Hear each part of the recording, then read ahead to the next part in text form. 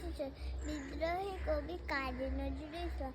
বাবুদের তাল পুকুরে, হাবুদের ডাল কুকুরে, সে কি বাস করলো তারা, বলি থাম একটু দাঁড়া।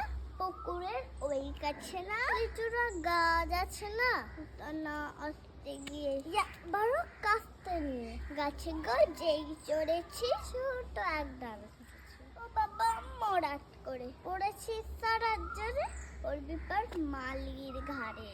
সে ছিল গাছের আরে বেটা ভাই বড় নচ্চা, ধুমাধুম গোটা দচ্চা, এটা খুব কিল্লা ঘুষি, একদম জোর সে ঠুসি।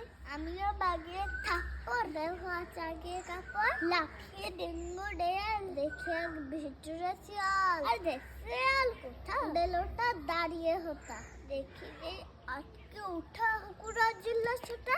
আমি কই কম্ম কাবা, কুকুরের করবে সাবা। বাবা গো মা গো বলে পাঁচিলের ফকল গলে, ঢুকি গো বস্তির ঘরে, জান প্রাণ আসলো ধরে। যাবো ফের কানমলি ভাই, আজ যদি যায় তবে মোর নামই মিছা, কুকুরের চামড়া খিচা।